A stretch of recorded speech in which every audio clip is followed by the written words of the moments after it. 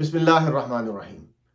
آج ایک اچھی خبر ہے جو میں اپنے ناظرین کے ساتھ شیئر کرنا چاہتا ہوں، اور وہ ہے پرائیویٹ سکولز کی بندش کے متعلق، جن کو وقتی طور پر سپریم کورٹ کی طرف سے ریلیف دیا گیا ہے۔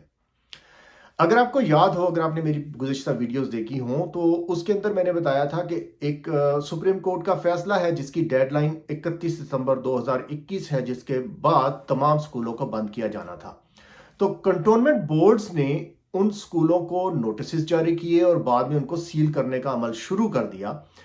لیکن جب جو پرائیویٹ سکولز ہیں ان کی طرف سے سپریم کورٹ کے اندر نظر ثانی کی اپیل دائر کی گئی، تو اور ان کے وکیل حامد خان کی طرف سے جب دلائل دیے گئے، تو سپریم کورٹ کے ایک 3 رکنی بینچ کی سربراہی جسٹس اعجاز الاحسن صاحب کر رہے تھے، انہوں نے یہ حکم دیا کہ سیل کرنے کا عمل روک دیا جائے، تا حکم ثانی اس کو روک دیا جائے۔ اور اس کے ساتھ ساتھ جو سپریم کورٹ کے ججز ہیں، محترم ججز، انہوں نے اٹارنی جنرل آف پاکستان اور ڈی جی کنٹونمنٹ بورڈز کو نوٹسز جاری کیے ہیں اور غیر معینہ مدت کے لیے اس کیس کی سماعت جو ہے وہ ملتوی کر دی ہے۔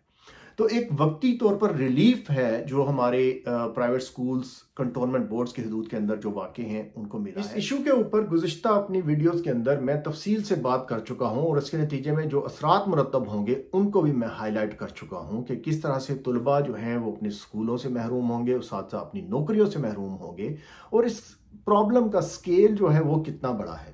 بیسیکلی جو ہماری سپریم کورٹ نے بھی جب اس کے سکیل کو سنا کہ تقریباً 37 لاکھ کے قریب بچے جو ہیں وہ تعلیم سے محروم ہوں گے جب سکولوں کو سیل کر دیا جائے گا، تو انہوں نے فوری طور پر اس حکم جاری کیا کہ اس کو روک دیا جائے، اس پروسیس کو۔ لیکن جو ایشو میں آپ کے سامنے ابھی ہائی لائٹ کرنا چاہتا ہوں وہ ہے ہمارے میڈیا اور ہمارے جو جرنلسٹ ہیں ان کی بے حسی کا ایشو۔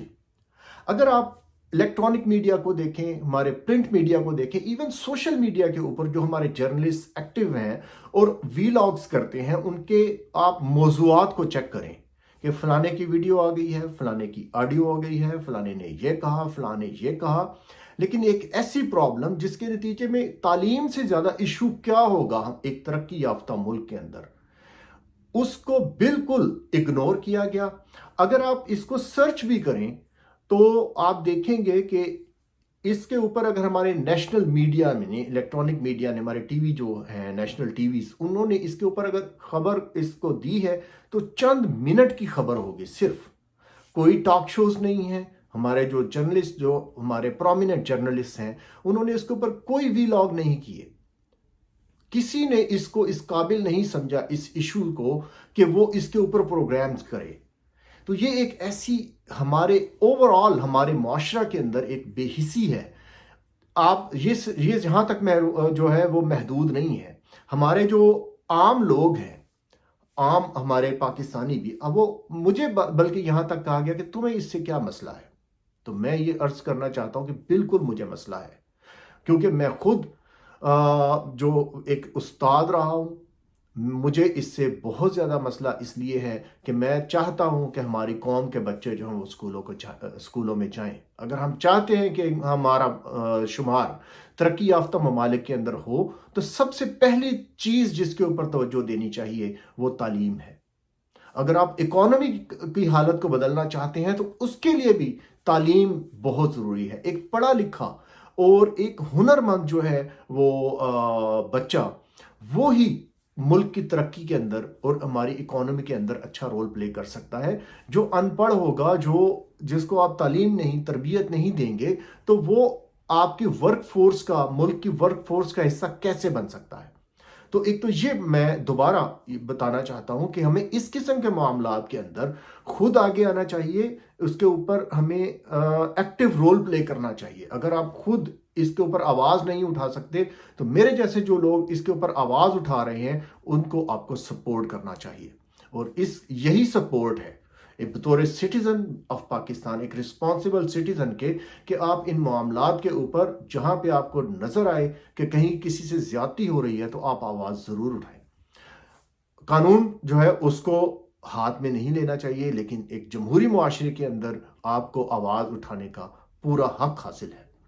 दूसरी चीज़ जो इंटरेस्टिंग इस फैसला के अंदर मैंने नोट की वो ये है कि जस्टिस एजाजुल एहसन जो 3 रुकनी बेंच की सरबराही कर रहे थे जो नजरसानी केस में, ये वही जज साहब हैं जो कराची के अंदर तजावजात का मामला है उसके अंदर जिसमें नसला टावर को गिराया गया, उसके अंदर ये चीफ जस्टिस ऑफ पाकिस्तान के साथ मेंबर हैं।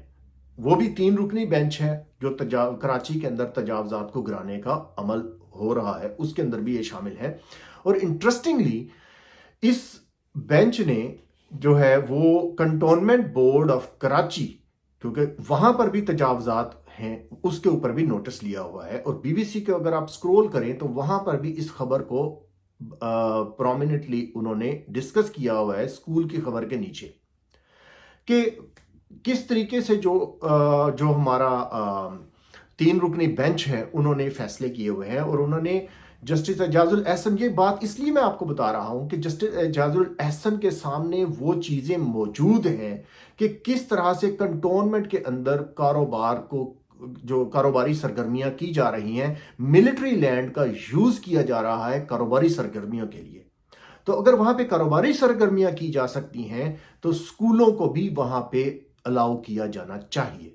ये एक उनका भी हक है। अगर कारोबारी सरगर्मियां, सिनेमा घर और शादी घर बनाए जा सकते हैं तो रेजिडेंशियल इलाके में स्कूल भी, या तो आप बिल्कुल जीरो टॉलरेंस रखें, किसी को कोई चीज की इजाजत ना दें। लेकिन अगर ऐसा नहीं है तो फिर स्कूलों को भी इजाजत देनी चाहिए। जैसे कि मैंने पहले बताया, हमारी पहली प्रायोरिटी तालीम होनी चाहिए। तो ये एक इंटरेस्टिंग पॉइंट है जो मैंने नोट किया। अभी ये इंटरिम फैसला है, जो इसके ऊपर हतमी फैसला नहीं आया। जो नोटिस किए हैं सुप्रीम कोर्ट ने अटॉर्नी जनरल और डीजी कंटोनमेंट बोर्ड को, उनको जब तलब किया जाएगा अगली पेशी के ऊपर तो फिर इसके ऊपर दलाइल होंगे दोनों तरफ से और उसके बाद एक फैसला आएगा। लेकिन वक्ती तौर पर जो रिलीफ मिल गया है, that is a good news for all of us and specially for the private schools. इसके साथ ही मैं आपसे इजाजत चाहूंगा। सलाम।